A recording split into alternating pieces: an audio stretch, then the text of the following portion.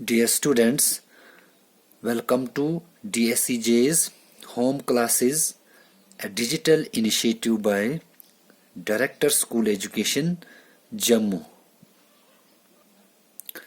तो dear students, आज का जो टॉपिक है वो quadratic equation exercise 4.3 question number 1।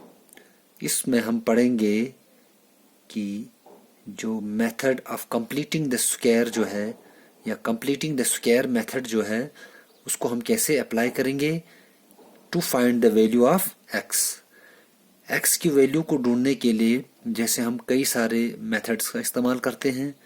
जैसे हम अगर हमें इस टाइप का क्वाड्रेटिक इक्वेशन या कोई भी टर्म दिया हो, पॉलिनोमियल आपके पास दिए हो, तो हम जो ये मिडल टर्म है इसको स्प्लिट करके भी हम इसकी वैल्यू निकाल सकते हैं, जैसे हम स्प्लिटिंग द मिडल टर्म कहते हैं।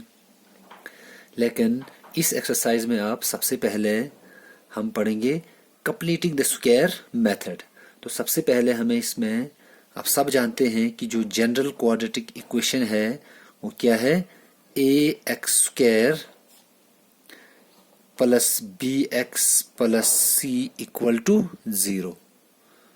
तो पहले हम इस जनरल जो क्वाड्रेटिक इक्वेशन है इसको ध्यान में रखते हुए सबसे पहले जो method of completing the square है इसमें हम सबसे पहले क्या पढ़ेंगे कि जो यहाँ जो ये हमारे पास एक्स स्क्वायर का जो कोएफिशिएंट है ये हमें ए जो है यहाँ पे 2 है। तो सबसे पहले हमें हम इस ए को किस में लाएंगे, 1 में। तो सबसे पहला हमारा इसमें method of completing the square में हमारा जो पहला स्टेप है मेक ए इक्वल टू 1। ये आपका सबसे पहला स्टेप है। तो इसको करने के लिए हम यहाँ सबसे पहले क्या करेंगे, सबसे पहले इसको हल करने के लिए हम यहाँ पे जो आपका ये इक्वेशन है इसको हम कॉमन निकालते हैं 2 को। जैसे यहाँ मैं आपको यहाँ मैं आपको दिखाने की कोशिश कर रहा हूँ। तो उसके लिए हम क्या करेंगे, डिवाइडिंग बोथ साइड्स बाय 2। हम इसको दोनों साइड 2 से डिवाइड करके हम इसको हल कर सकते हैं। जैसे मैं इसको लिखता हूँ x square minus 7x plus 3 equal to 0। अगर ऐसा है तो मैं सबसे पहले इन सब के नीचे 2 ले लेता हूँ, यहाँ पे भी 2, इसके नीचे जो आपका मिडल टर्म है उसके नीचे भी 2, और ये 3 जो है जिसके साथ कोई x या एक्स स्क्वायर ऐसा कुछ नहीं होता, इसको हम कहते हैं कांस्टेंट टर्म। इसके नीचे भी 2, तो यहाँ पे भी अगर मैं 2 ले लेता हूँ, 0 के नीचे कुछ भी हम तो फिर से इसको किसके बराबर मानेंगे, 0 के बराबर। तो ये हमारा पहला स्टेप है। तो यहाँ से हम क्या करेंगे, ये 2 और ये 2 अगर कैंसिल कर देते हैं तो यहाँ पे हमारे पास जो रिमेनिंग बच जाता है x square minus 7x upon 2 plus 3 upon 2 equal to 0। ये आपका नेक्स्ट स्टेप।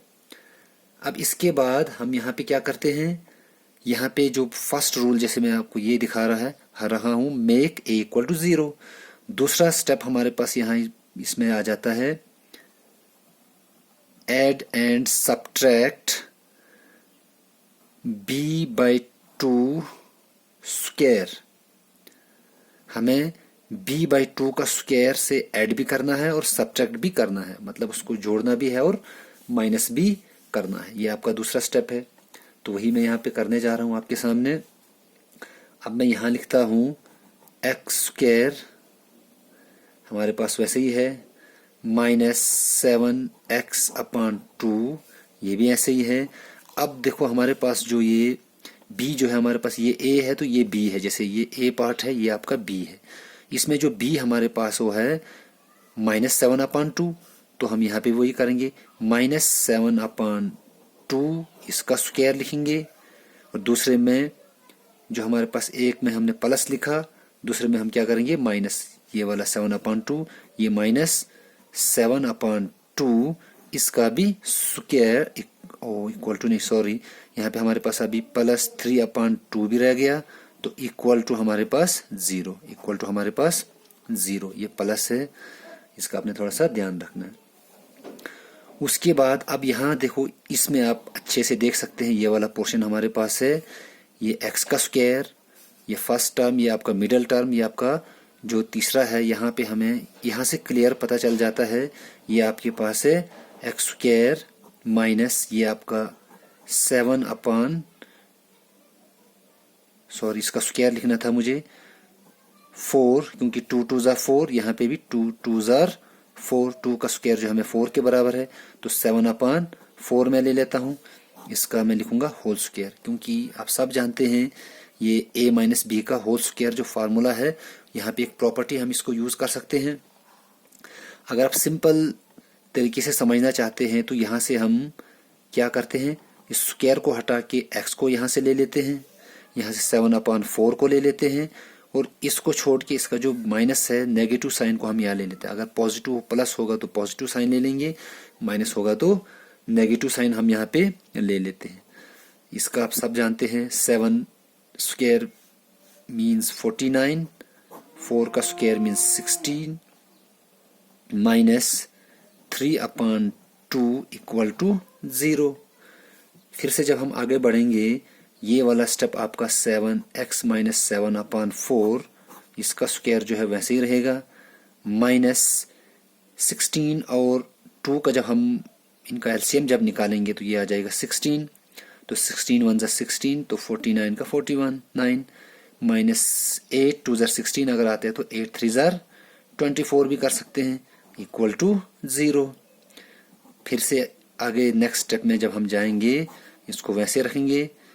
यहाँ पे आप देख सकते हैं ये वाला पॉइंट आपका है, ये यहाँ पे जो हम कर रहे हैं 49 के बाद जो हमारे पास यहाँ आया है, ये आपका 3 अपान 2, ये प्लस में था तो ये भी प्लस रहेगा। यहाँ पे माइनस 9 में से 4 5 मीन्स 25 अपान 16 इक्वल टू 0। जब हम आगे बढ़ते हैं तो यहाँ से हम दो तरीके से इसको आगे हल कर सकते हैं, या हम इसको डायरेक्ट जो है इन दोनों को चेंज करके इसको भी इससे माइनस करके बाद में यहाँ राइट हैंड साइड पे हम ट्रांसपोज करके भी कर सकते हैं। नहीं तो हमारे पास यहाँ दूसरा स्टेप है, जैसे मैं पहले ये वाला स्टेप आपको समझाता हूँ, इससे आप आसानी से इसको कर सकते हैं। हम सब जानते हैं 25 जो है वो 5 का स्क्वायर है और 16 जो है 4 का स्क्वायर है, तो हम इसको भी स्क्वायर में ले लेते हैं ऐसे। और नेक्स्ट स्टेप में जब हम जाएंगे तो हमारे पास यहाँ पे आप सब जानते हैं, फिर से जब हम इसको ऐसे स्क्वायर में ले लेते हैं, फिर से हम यहाँ पे एक प्रॉपर्टी यूज कर सकते हैं। आप सब जानते हैं ए स्क्वायर माइनस बी स्क्वायर होता है ए प्लस बी इंटू ए माइनस बी, तो वही हम यहाँ पे करने जा रहे हैं। तो सबसे पहले मैं यहाँ लेता हूँ x माइनस 7 अपान 4 आपका a है, प्लस ये वाला प्रॉपर्टी मैं यहाँ अप्लाई कर रहा हूँ, ये आपका एक स्टेप है। दूसरा आपका है x माइनस 7 अपान 4 माइनस 5 अपान 4 में इसको ले लेता हूँ इक्वल टू 0।